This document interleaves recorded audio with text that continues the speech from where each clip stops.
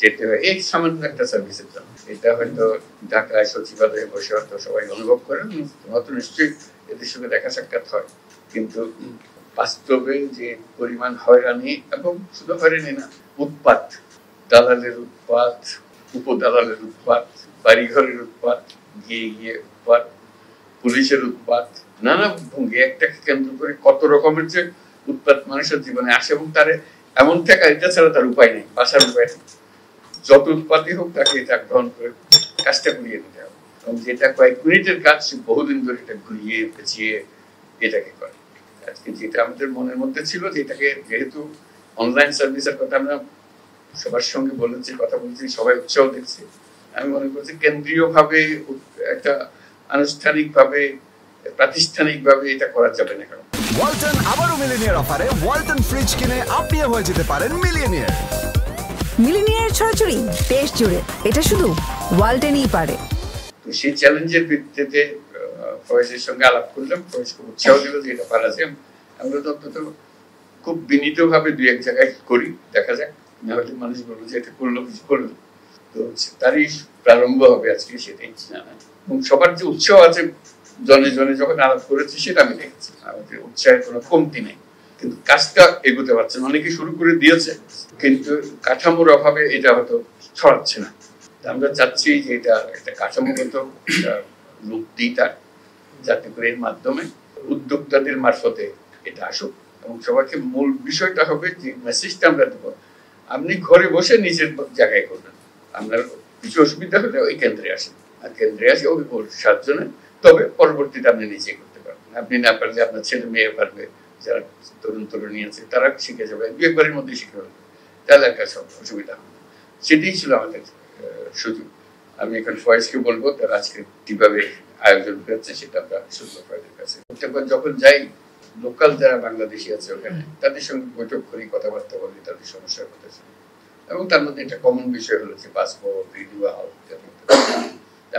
এবারে গেলেও ধরবে আমার একটা জব দিতে হবে, জব দেবো যেমন আপনি ঘরে বসে করেন। আপনারা সব শিক্ষিত মানুষ, লেখাপড়া জানে, আইটি এক্সপার্ট, বেশিরভাগ হলো আইটি এক্সপার্ট, আপনারা ঘরে বসে করেন, এবং আপনারা অন্যদেরকে উৎসাহিত করেন যেন সার্ভিসটা দেয়, প্রফেশনালি সার্ভিসটা দেয়। এটা হচ্ছে এটার জন্য হাই কমিশনে আসা, এমবাসিতে আসা কোনো দরকার নেই।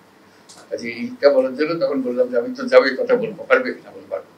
তো সেটা এখন কিভাবে পারবে আমি জানি না, আমি বলবো যেটা হবে, কিন্তু বলে কাজে এখন হওয়ার দায়িত্ব তার, যে আবার আশ্বাস দিচ্ছে যেটা হবে, কাজে এটা আমি করে দেবো। এটাই হলো বিষয়। আর যে বলবে, যারা বলবে কোনো অ্যাড্রেস করার দরকার নাই, অমুক অমুক অমুক, এগুলো একবার হয়ে গেছে, এটা শেষ, তারপর যা করার খুব ইনফর্মালি গেল। জাপান যাওয়ার প্রসঙ্গ, তো সেখানে আলোচনা প্রসঙ্গে জানলাম যে জাপান সরকার যারা জাপানি ভাষা বলতে পারে তাদের লেভেল আছে, লেভেল 1, লেভেল 2, এই বিশেষ লেভেল 4 পর্যন্ত যে পারবে তাকে ওটা পাস করে নিয়ে যাবে, ঠিক আছে, বিষয় না। কাজে আমি বললাম যে তাহলে আমরা বসে আছি কারণ তাকে একদম জাপানি ভাষা শিক্ষক আর চলে যাচ্ছে, সেখানে তারা বলতেছি নিয়ে যাবে। তো সেটা আমি আলাপ করে আসবো কিভাবে করবো। আমি যে প্রথমে আমরা 1 লক্ষ ছেলে মেয়ে টার্গেট করবো, এবং ওদেরকে বলবো শিক্ষক দাও, অথবা এখানে যারা শিক্ষকতা করতে পারে, জি স্যার দিতে পারে, যেভাবে হোক আমরা শিক্ষক জোগাড় করবো।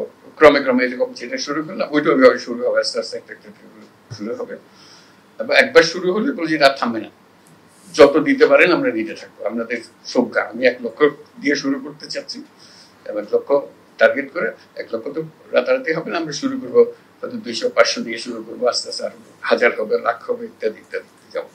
এইটাও আরেকটা সুযোগ, শুধু একটা ভাষা শেখা, এবং তারা সেটা শেখাবার জন্য যা যা আয়োজন লাগে সেটা করে দিতে পারবে, এবং সেটা করা।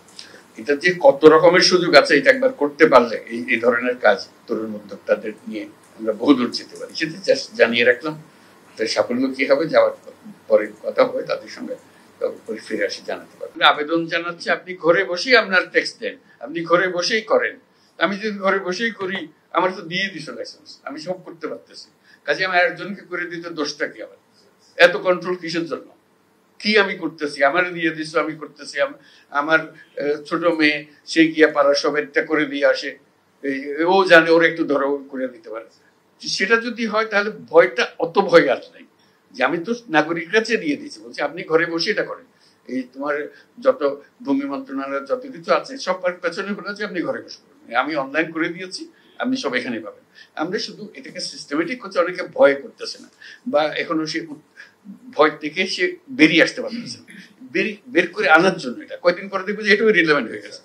সে বলছে ওকে নিয়ে লাভ কি, বসে থাকতে হয়, আসো ঘরে বসে করে পাবেন। মানুষের এনআইডি নিয়ে জিল্লতি, এটা মানে বিশ্বাসযোগ্য না, এত রকমের জিল্লতি হয়।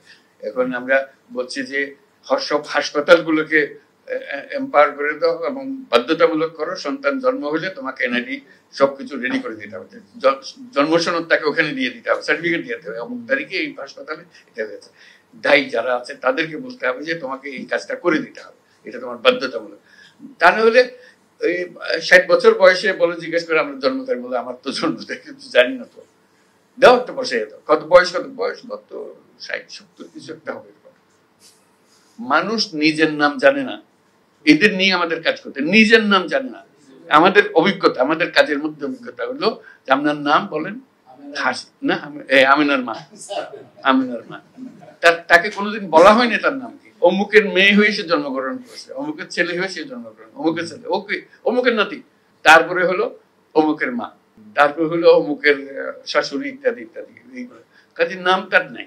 কাজে তাকে নাম দেওয়া, তারিখ স্থাপন করা, আমাদের যত এনআইডি আছে তার মধ্যে 50% হলো যে বুয়ার জন্ম তারিখ, আরো বেশি হতে পারে।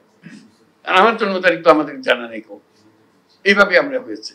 আমাদের বেশিরভাগ স্কুল কলেজের শিক্ষকদের দায়িত্ব হলো, বিশেষ করে প্রাইমারি স্কুলে ম্যাট্রিক পরীক্ষার সময়, এখন এইচএসসি এসএসসি এগুলো, যে হেডমাস্টার জন্ম তারিখ বসে, এবং বেশিরভাগের জন্ম তারিখ হলো 1 জানুয়ারি। বাংলাদেশে যত 1 জানুয়ারিতে জন্মগ্রহণ করে পৃথিবীর কোনো দেশে এত জন্মগ্রহণ করে দিতে হবে তো, এত 1 জানুয়ারিতে এত কম, তোমরা প্ল্যান করে রাখো 1 জানুয়ারি।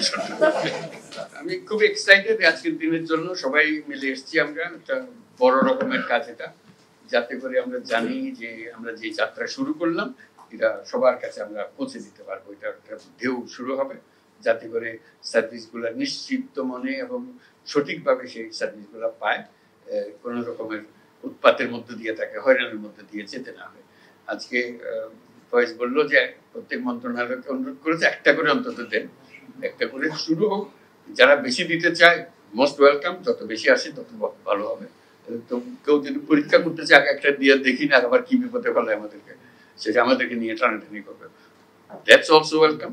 কিন্তু এটা গিয়ে একটু দেখে আসে আর কি করে, যেহেতু আমরা এখানে আছি, একটু যে 3টার কথা বলছে এটা বাস্তবে কিরকম হচ্ছে, প্রথম দিকে হয়তো বেশি লোকজন আসবে না যেহেতু জানে না, আস্তে আস্তে যখন আসবে একটু গিয়ে উঁচি মাইরা দেখে আসলাম যে কি হচ্ছে, কি আলাপ সালাপ হচ্ছে, একটু শুনলাম তারা কিভাবে কাজ করছে, 2-1 সঙ্গে আলাপ পরিচয় করলাম, নিজে যদি উৎসাহ বোধ করি ঠিক আছে, আরো আমরা 2-1টা আইটেম দিয়ে দেখি কিরকম করে। আর যদি মনে হচ্ছে আমার আইটেমটা দিছিলাম কিন্তু ভালো হচ্ছে না, একটু উইথড্র করলাম, আবার দেখলাম কিভাবে করলে এটা সঠিক হবে। এইভাবে আমাদের একদম ঘরের ভেতরে বসে থাকলে তো এটা করা যাবে না। আমরা বলছি অনলাইন, আমরা কিন্তু বলে যাচ্ছি অনলাইন দিচ্ছি, ঘরে বসে করুন।